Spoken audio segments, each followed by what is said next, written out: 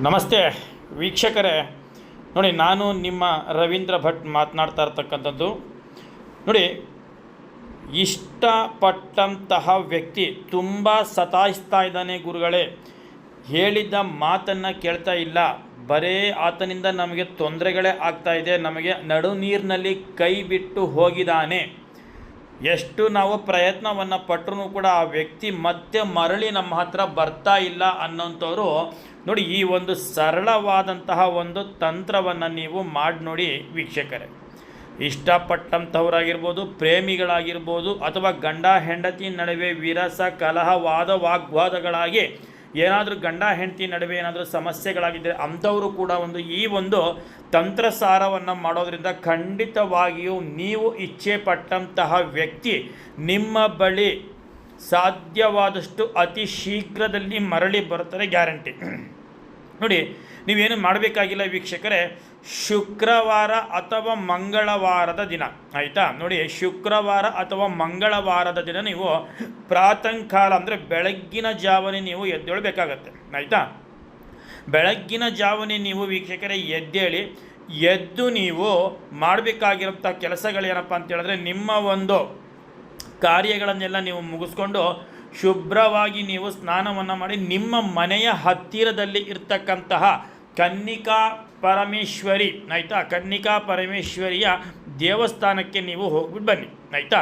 ದೇವಸ್ಥಾನಕ್ಕೆ ಹೋಗ್ಬಿಟ್ಟು ವೀಕ್ಷಕರೇ, ನೀವು ಯಾರನ್ನು ಇಷ್ಟಪಡ್ತಾ ಇದ್ದೀರಾ ಅಥವಾ ಯಾರು ನಿಮ್ಮಿಂದ ದೂರ ಆಗಿದ್ದಾರೆ ಅಂತಹ ಒಂದು ವ್ಯಕ್ತಿಯ ಹೆಸರಿನ ಮೇಲೆ ನೀವು ಕನ್ನಿಕಾ ದುರ್ಗಾ ಪರಮೇಶ್ವರಿ ದೇವಸ್ಥಾನದಲ್ಲಿ ಕುಂಕುಮಾರ್ಚನೆಯನ್ನು ಮಾಡಿಸಿ, ಆಯಿತಾ?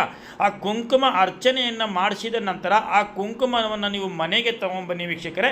ಮನೆಗೆ ತಂದು ನೀವು ಮನೆಗೆ ಬಂದ ತಕ್ಷಣ ನೀವು ಒಂದು ಪಚ್ಚೆ ಕರ್ಪೂರವನ್ನು ತೆಗೆದುಕೊಳ್ಳಿ, ಅಥವಾ ಭೀಮಸೇನಿ ಕರ್ಪೂರ ಅಂತ ನಾವು ಹೇಳ್ತೀವಿ, ಆಯಿತಾ? ಪಚ್ಚೆ ಕರ್ಪೂರ ಅಥವಾ ಒಂದು ಭೀಮಸೇನಿ ಕರ್ಪೂರ ಅಂತ ನಾವು ಹೇಳ್ತೀವಿ.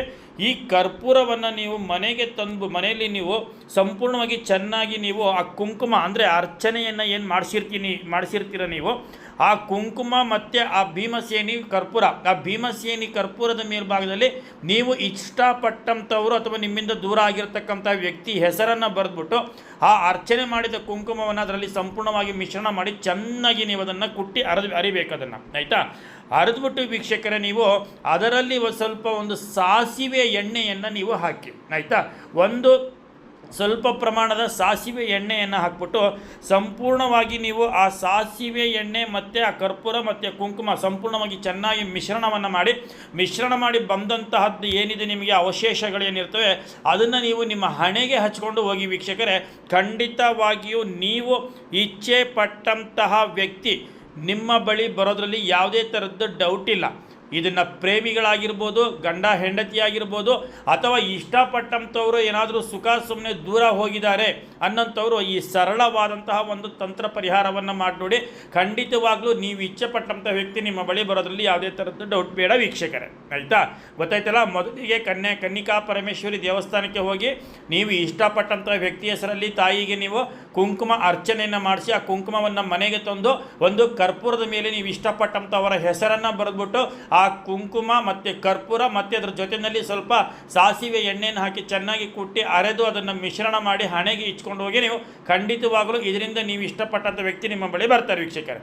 ನೀವಿನ್ನೂ ನಮ್ಮ ಚಾನಲ್ಗೆ ನೀವು ಸಬ್ಸ್ಕ್ರೈಬ್ ಆಗಿಲ್ಲ ಅಂತ ಹೇಳಿದ್ರೆ ಈ ಕೂಡಲೇ ನಮ್ಮ ಚಾನಲನ್ನು ಸಬ್ಸ್ಕ್ರೈಬ್ ಮಾಡ್ಕೊಳ್ಳಿ. ಹಾಗೆಯೇ ಈ ವಿಡಿಯೋವನ್ನು ನಿಮ್ಮ ಸ್ನೇಹಿತರಿಗೂ ಕೂಡ ಶೇರ್ ಮಾಡೋದನ್ನು ಮರಿಬೇಡಿ ವೀಕ್ಷಕರೇ. ನಮಸ್ತೆ, ಧನ್ಯವಾದಗಳು.